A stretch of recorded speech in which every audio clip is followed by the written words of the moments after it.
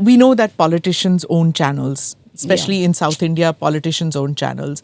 Then there's the billionaires getting involved in the billionaire channels. The billionaire channels. The billionaire channels that have a no poach between them. Between them. Right? I mean, okay, really? Yeah. So either we get to become a billionaire or whatever. Well, that's not happening. Do you have an oil field? No, we don't. Okay, then. How do you see this?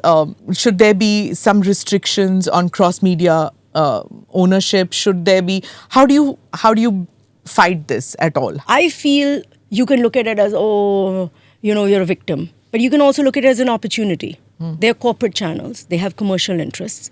Yes, they're running a news channel, but when it comes down to it, they are not going to support the smallest part in their organization to, cause harm to a bigger part of their organization. They are in it for different reasons. And that will always be the main motive. That's not our motive. We don't have any other commercial interests, right? This is our main business. And we want it to be our main business. We've not got into anything else. It doesn't compromise us in any way. And I think a lot of thought leaders, politicians see that as well. Because they know they don't necessarily have a lever or handle on you. You're not going to come and ask them, mujhe ek license de do, ya, give bridge me banana this, chawal bechna hai. Jo bhi, whatever the deal is, right? That's not our space. And so I think that it's a huge opportunity. It's left us in quite an enviable position. And I'm very excited by it, right? It's yes. Yes, there's a lot of big money, right? I get that. But okay, you have big money, then you have no ideas. So what are you going to do? If you have all the money in the world, then why are you copying us? Why are you not creating things that I can copy? Nice. Right. But it's for working capital, for example, you want to send a reporter to, say, Brazil to cover a story. You will count pennies because you will send one reporter and maybe a cameraman, or you tell the reporter khud hi karo and do it. Whereas a channel which doesn't have issues with money will send a cameraman, will send, and in some places if they're covering the floods or whatever, they'll send an OB and they'll send all that, whereas we are relying on one or two people to cover the story.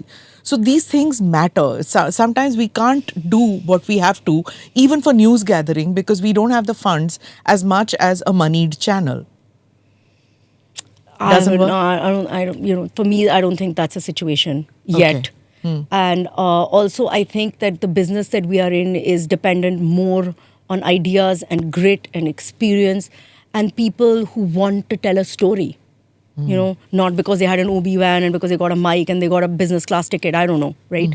Because it's burning inside them to tell a story. And I think over time, just following those principles and sticking to, what we believe in journalism, we seem to have attracted those kind of people.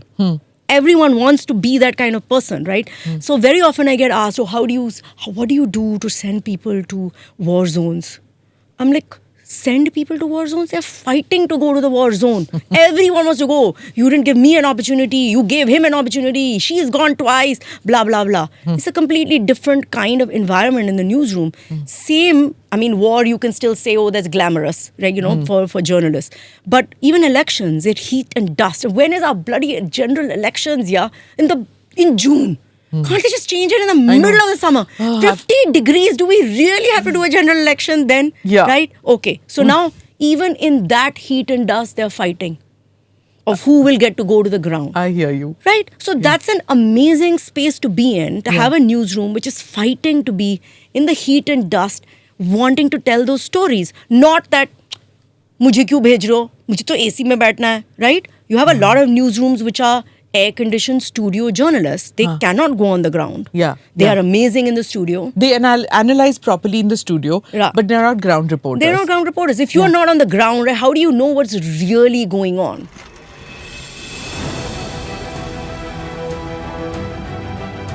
Namaste, Jai Hind. You're watching ANI podcast with Smita Prakash. अगर हम उसको मस्जिद कहेंगे तो फिर विवाद होगा. The issue is, टूटा है क्या भारत? 400 पार का मतलब ये है कि संविधान खतरे में है.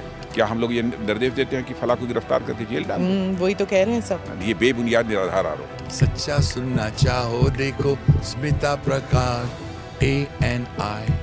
It does not lie.